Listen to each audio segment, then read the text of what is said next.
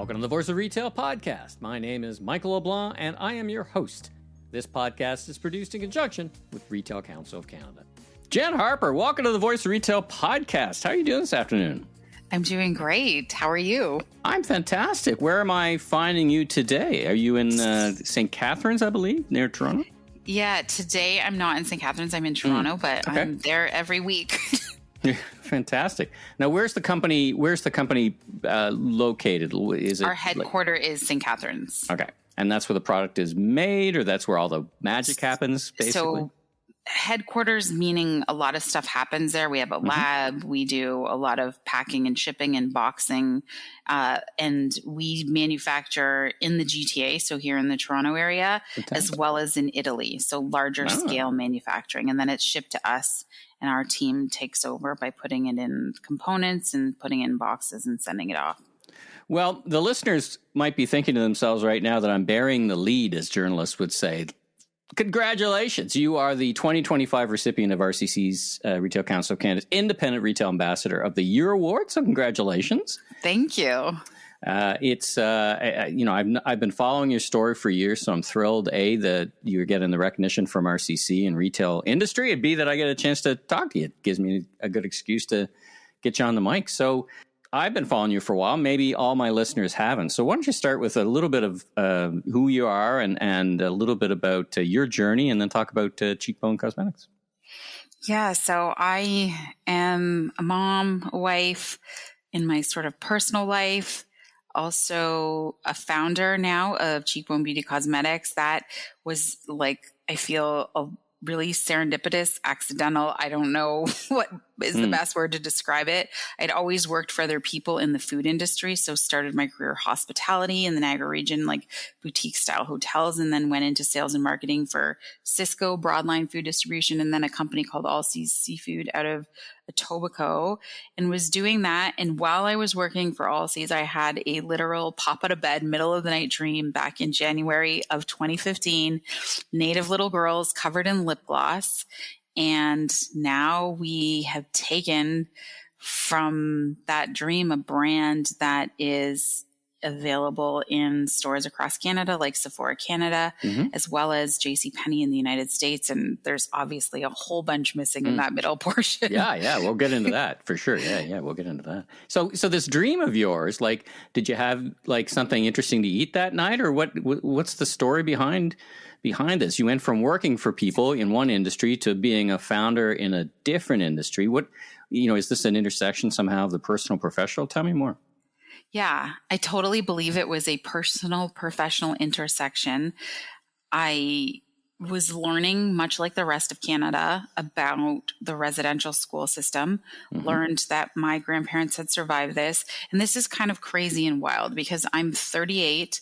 I'm Ojibwe, clearly Indigenous, and I had no idea. This is how insane this is for me at the time, that was the experience of my grandparents. For us too, for me too. Yeah. And so many other First Nations, Inuit families have literally survived what was not a great situation, left tons of negative impacts. So have that dream. And I don't dream very often and remember them, if you will. I literally don't, but this was so vivid, so real.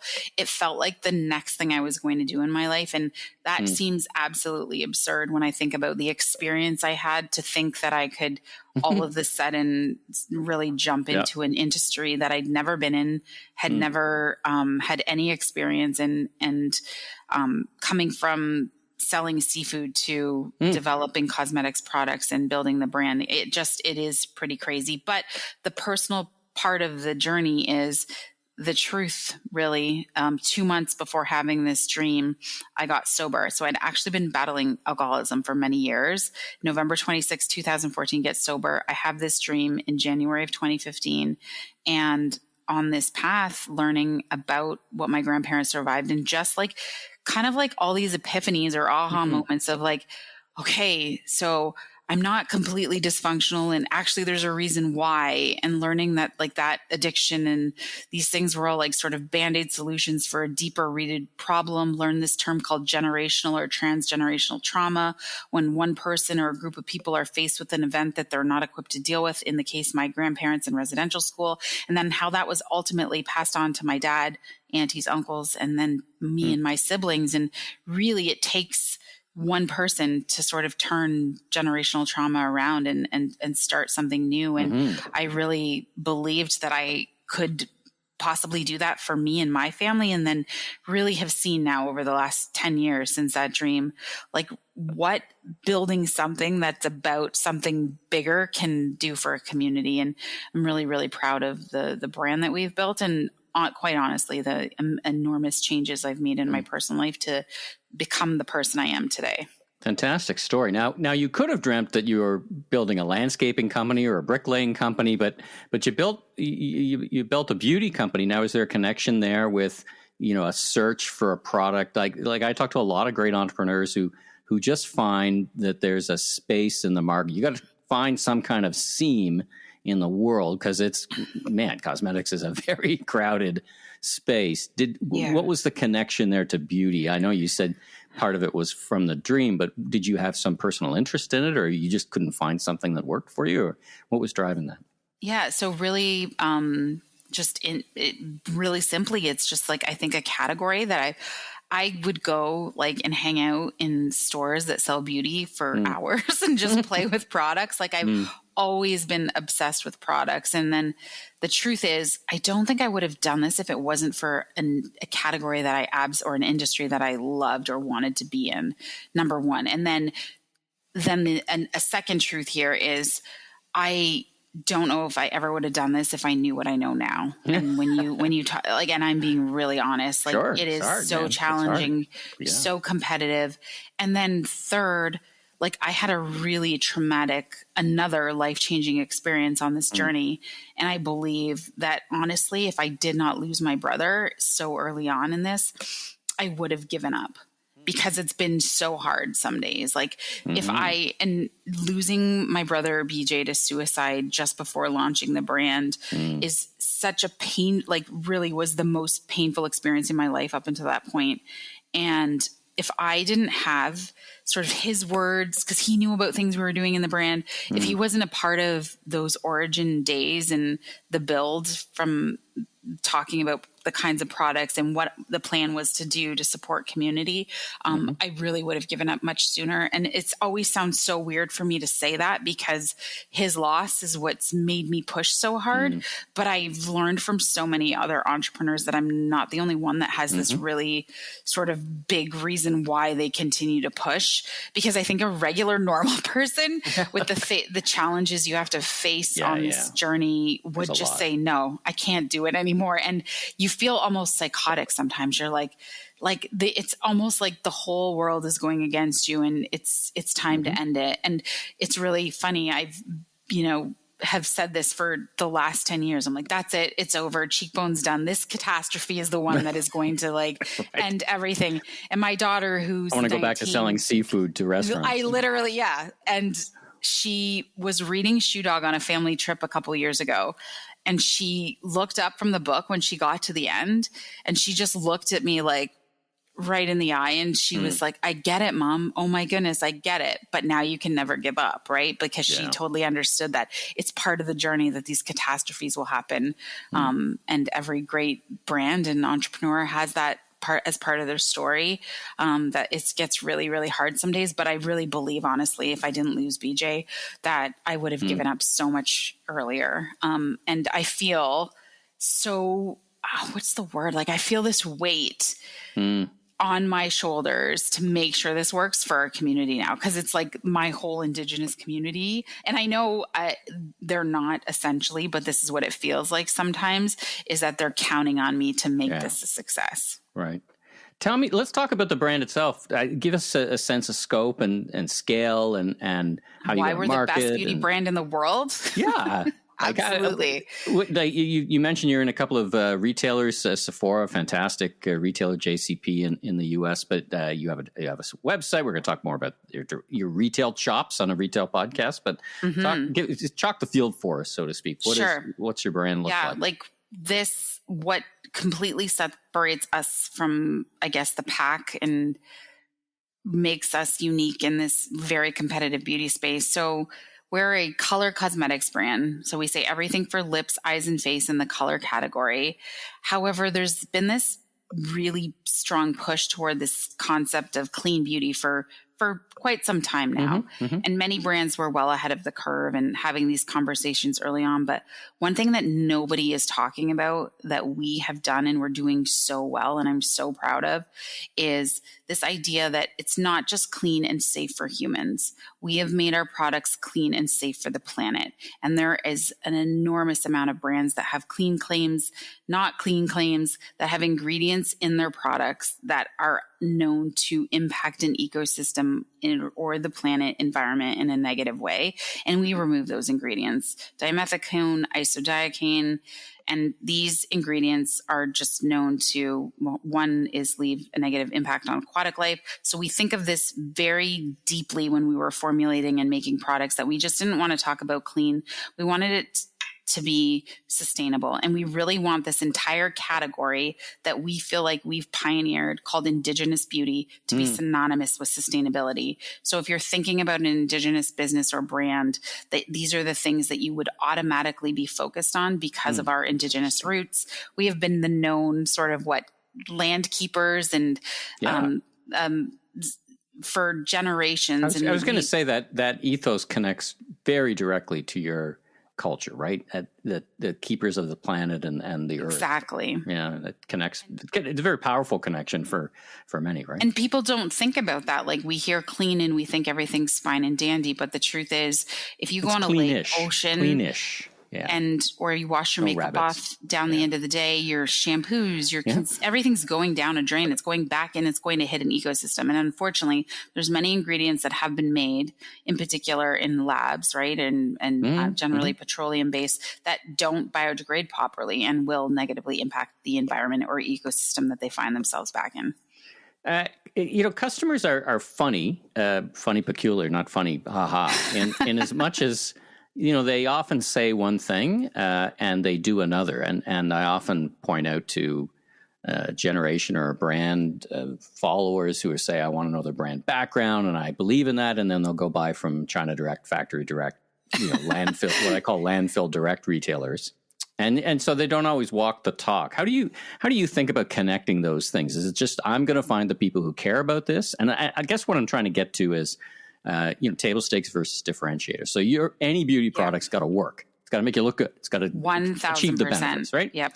That's kind of pretty much table stakes. And then the other things start to get you the differentiation. I see many elements of differentiation, so I want to talk them through, but you're a B Cert company and you've got this ethos. Do you think it's a winning differentiator for you? We certainly feel like it is what has set us apart. But we believe wholeheartedly that it should absolutely be table stakes. So then what is going to set us apart, right? So there's kind of two things happening here at the same time. And when we talk about, you're right, customers say that they want these things, but are they willing to pay for them, if you will? Or are they willing or even to choose your brand, right? Or choose our brand and make a change. Right. Yeah. And those are two different types of conversations. I feel really, in the last 18 months, 2 years, we have finally have the perfect product market fit. We are understanding our customer. We know who they are. We know what they like. We know what they want to buy.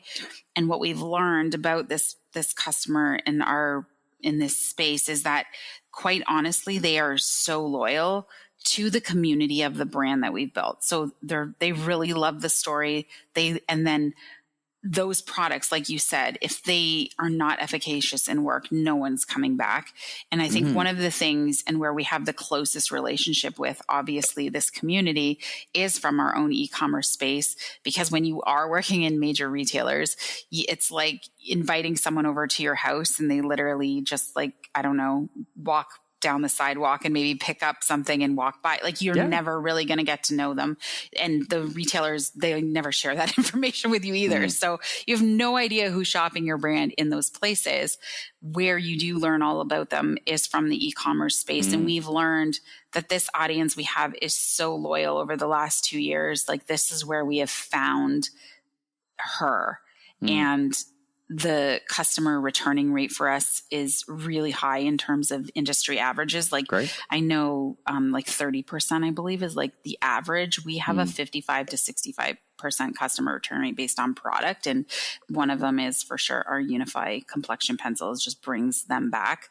Like everyone. Is that the flagship product for the line? It is like our hero. Yeah, absolutely. And it's been a differentiator and a game changer in the beauty space in the sense that we are literally trying to change the way people think about foundation and coverage, and that this idea of we want to see the human, we want to see your skin, but we also want you to know that the product you're putting on your face is like really good for your skin. We spend so much as the consumer on doing all of these, whether it's treatments or skincare, there's such an investment paid there.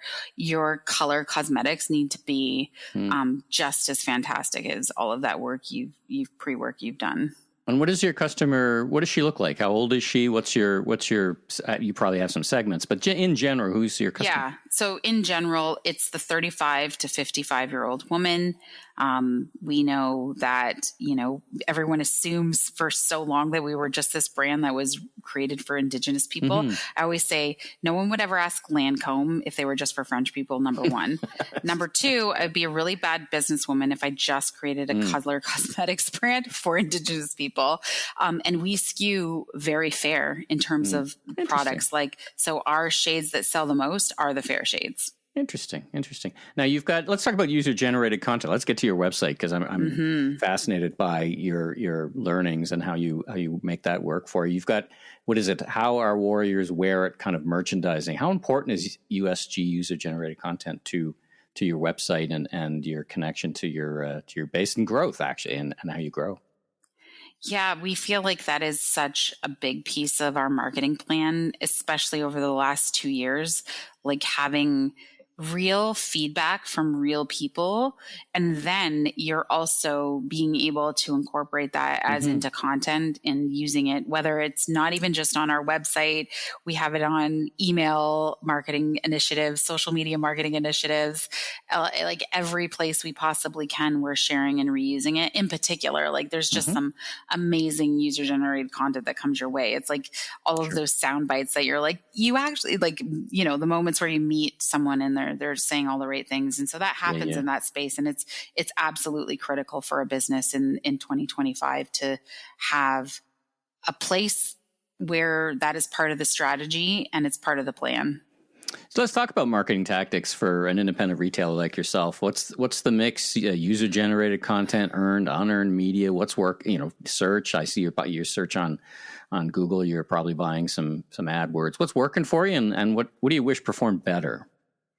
Yeah. So our budgets are so small and we really, in 2024, this is, one of I made such huge mistakes, in the sense, not just me in general, as a business, we had this, incredible strategy moving forward into 2024. Tons of dollars were going to marketing, and I'm like hundreds of thousands of dollars into these big plans. And we had 4 big projects we had in the system and planned for that fiscal. And unfortunately, every single one of them failed. And so we learned a lot that year, and we learned that the model that is maybe being pushed by industry doesn't work for an organic, small, indie brand like Cheekbone Beauty. We learned that. And now I'm grateful, but it's also very painful as an entrepreneur. But I can now have the answer, whether it's our investors that come back to us or somebody in, a marketing space trying to sell us something. I'm like, we've done it. You can't like sell this to me. We've already tried that and it didn't work. And so those learnings are huge. They cost a lot, but at least we can check that box and say, we know that doesn't work for us. What works for us and always has is scrappy, organic marketing. It just is how we run. And give me an example. I've seen it from the beginning. And so whether it's at an event and we're meeting people that actually follow and love the brand because they really do, not because they just want free products or payment. Like, we believe that the people that really actually love the products are the ones that tell the best stories about the products. And that is just how it's always worked. And so we're very careful. So when we say user generated content, like these are from people who are actual real customers. And that's the only system that works for Cheekbone. And we've tried everything. We've paid massive influencers an enormous amount of money. We've played small influencers, smaller bits of money, middle, all of it. And the authentic truth is just the people that actually love the products. And that's what you'll find on our pages. Like, that's literally who it is. So interesting. Let's talk about AI. These days, you can't spell retail without AI. You can't do anything without AI. Well, like, are you even real? I don't know. I'm enjoying this simulation that we're having together anyway, by the way. So that's positive. I often equate, but I don't know if I'm right, AI for independent small businesses and retailers. When I was at Hudson's Bay launching e-commerce, it cost me $1 million to take a credit card online back in 2000. And now you hook up a Shopify site and you're done, right? It's nickels. Now, I thought about AI in the same way. I've heard it referred to as, having like 50 good interns. I've heard it as revolutionizing everything. Where are you on the spectrum of using AI, getting to know it, trying to figure out if it's all hype or if there's something real there? How are you thinking about it? Well, I definitely am probably skewing a lot more towards that. If we don't jump on this, we're going to be in big trouble. Okay. And I've just seen it just by the speed in which so many of these AI platforms and agents and all of the work that they can do that humans just can. And in particular, like, it's just the simple of like a scoping of the internet to find a trend. That's just a simple, we can't, how long could I sit on the internet? Right? How many hours? Does it level the playing field for you a little bit versus the big brands, do you think? I don't think so. And the reason, so it does in the sense that, so here's one way. So when you just mentioned Shopify, which is really interesting, there is this massively interesting new AI platform. I believe it's called Rippling, where we will no longer need, and it's proven it, and you will no longer need a developer.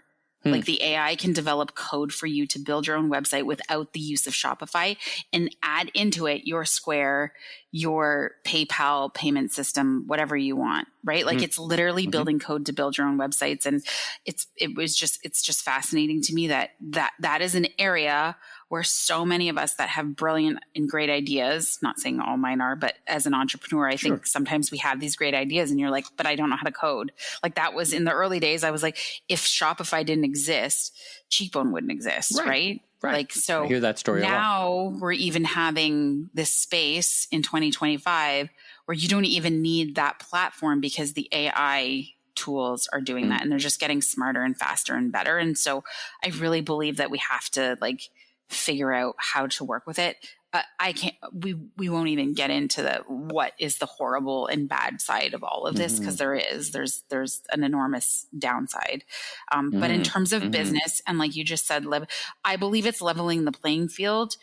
It will for a degree, but what happens is conglomerates, big corps, everyone's going to jump on it, and it's just going to make everything rapid. I feel like we are going to see just so many rapid changes in how things are done in really short periods of time. And so I was very hesitant because there's also a huge environmental impact, right? And so as a sustainable business now, we have to include in our next 2 years how much AI we're using and the resources that are impacted by that, right? Like, so if we're being honest when we're reporting on our sustainability, that'll be something that we have to include as a business.